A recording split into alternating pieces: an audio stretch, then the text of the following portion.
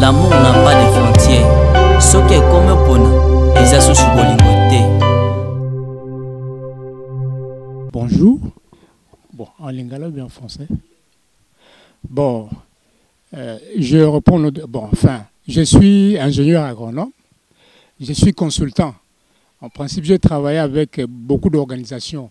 Le CICR, je travaille avec les PNUD, la coopération allemande, dans le domaine des projets. J'ai travaillé aussi avec les organisations non gouvernementales de développement, plus avec les coopératives.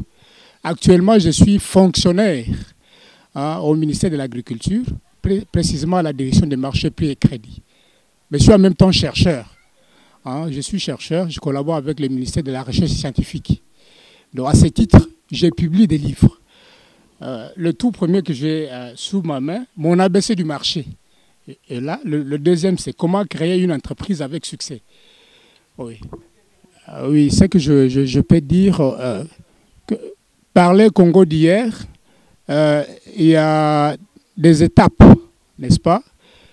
Il y a la période d'après-colonisation, c'est-à-dire à partir de 1960, n'est-ce pas? Donc, à partir de l'indépendance jusqu'à disons, au moment de la Deuxième République, donc sous Maréchal Mobutu. Donc, dans cette étape-là, ce Congo d'hier dont on parle, je pense que ce Congo-là a été beaucoup plus prospère. N'est-ce pas? Sur le plan de la prospérité économique, nous étions au top. Parce que nous avions hérité d'une économie très forte à l'époque, donc au niveau de l'Afrique. Je peux dire que nous étions même la locomotive de l'Afrique, n'est-ce pas? Qu'est-ce qui faisait notre force à cette époque-là? Donc de 1960 jusqu'à 1965, c'était que sur le plan de la production, nous étions parmi les grands producteurs africains en ce qui concerne les produits agricoles d'exportation. Nous avons le café, nous avons le coton, nous avons l'huile de palme, nous avons le riz, le manioc, le EVA aussi, parce qu'ici, il faut comprendre que notre caoutchouc, notre EVA était beaucoup plus acheté. Tout ce que vous avez comme pneus à l'extérieur, là, ça provenait de l'EVA qui était produit à l'Équateur. Et vous avez la province orientale qui produisait du café. Alors, sur ces plans-là, les produits agricoles apportaient beaucoup plus de revenus par rapport aux produits miniers. C'est-à-dire qu'il y avait un accent qui était mis sur la production agricole, bien que le cuivre à l'époque, nous étions les meilleurs producteurs du cuivre. Et sur le marché mondial, notre cuivre s'est comporté très bien, ce qui fait que notre économie à cette époque-là était beaucoup plus prospère. Mais quand nous arrivons à partir de 1975, lorsqu'il y a eu la chute des prix des matières premières, comme le cuivre, à ce moment-là, notre économie a commencé à dégringoler. Et par surcroît, le niveau de vie de notre population a commencé à baisser. Donc là, on a connu la baisse du niveau de l'enseignement. Et vous avez, sous le plan de la santé, même les soins médicaux, parce que nous avions des meilleurs hôpitaux de l'Afrique. Il faut dire que les Sud-Africains et beaucoup d'autres Africains venaient se faire soigner au Congo. Mais actuellement, c'est que nous observons qu'il y a l'inverse. Il y a l'inverse, c'est-à-dire nous sommes des grands importateurs. Nous importons d'ailleurs beaucoup de produits agricoles. Nous importons la farine de maïs, nous importons l'huile de palme qui vient de la Malaisie, alors que nous étions les meilleurs producteurs, donc les plus grands producteurs sur l'échiquier africain. C'est que notre économie a beaucoup baissé. Alors ça, c'est bon. Actuellement, c'est que nous vivons. Qu'est-ce qu'il y a? Il y a le chômage qui bat son plein. Donc il y a beaucoup plus de chômeurs que des employés. Certes que la population a beaucoup augmenté. À l'époque, c'était au moins 12 millions, mais maintenant on a au moins 80 millions d'habitants. Ce qui fait que l'évolution de la situation démographique, c'est-à-dire les infrastructures que nous avons, les écoles, les hôpitaux, n'ont pas suivi l'explosion démographique. Bon, enfin, il y a une baisse des niveaux de vie. Bon, dans le futur, qu'est-ce qu'il faut faire pour que le Congo puisse décoller? Peut-être à cette question que je peux répondre. Bon, le 17 ans du régime Kabila, nous avons remarqué au moins aussi un élan sur le plan économique. Il y a peut-être des inventeurs qui ont été, disons, qui ont beaucoup travaillé. Il y a des Congolais qui ont été propulsés. Nous avons par exemple les robots roulage.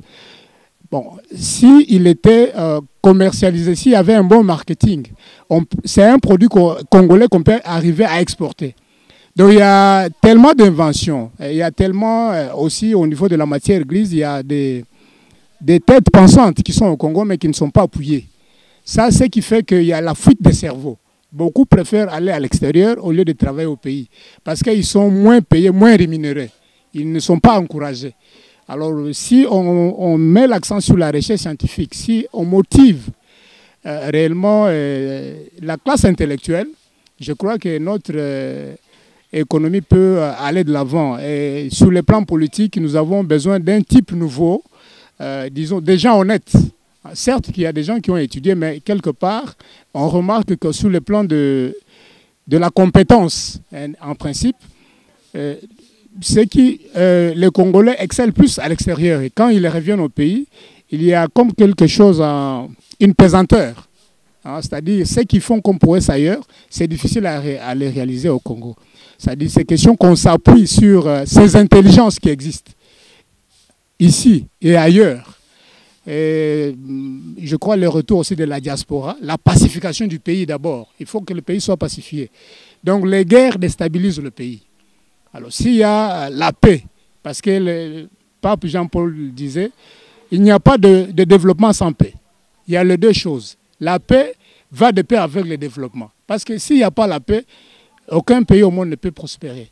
En tout cas, merci beaucoup, papa. Mais si nous pouvons vous parler à un point, qu'est-ce que vous allez dire au président Fachi? Bon, ce que je peux dire au président Fachi, c'est d'abord, le féliciter d'abord pour la clairvoyance. Ça, en fait, il y a une nouvelle donne. En principe, je vois, il est en train d'axer ses programmes sur, disons, ce qu'on appelle l'état de droit. Ce qu'il convient de faire ici, c'est quoi? C'est la lutte contre la corruption. Donc la corruption gangrène vraiment nos milieux. On remarque presque à beaucoup de niveaux. Au niveau de l'enseignement, on voit par exemple les gens qui sortent des écoles, qui sont diplômés. Et parfois, ils n'arrivent pas à défendre aussi leur diplôme. Donc dans ce secteur-là, la corruption est pour beaucoup. C'est-à-dire dans divers domaines de la vie du pays, c'est le grand frein qui est là, c'est la corruption. S'il peut arriver à combattre la corruption, comme il a bien commencé, je crois que beaucoup de choses vont aller. Et il faut aussi mettre l'homme qu'il faut à la place qu'il faut.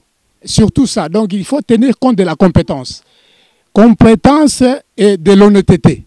On peut être compétent, mais si on est malhonnête et qu'on gère une entreprise, on gère le pays tout en étant malhonnête, je pense qu'on va amener les gens au bord de la dérive. Donc il faut allier la compétence à l'honnêteté. Donc l'intégrité morale. Donc on a besoin de gens qui ont des valeurs morales. Qu'il faut peut-être dans la formation du prochain gouvernement, il faudra tenir compte de cela. C'est-à-dire des gens aux valeurs morales éprouvées. Donc il ne faut pas que dans la composition du nouveau gouvernement, pour ce nouveau départ, qu'il y ait de la complaisance dans les choix de ceux qui vont animer les ministères.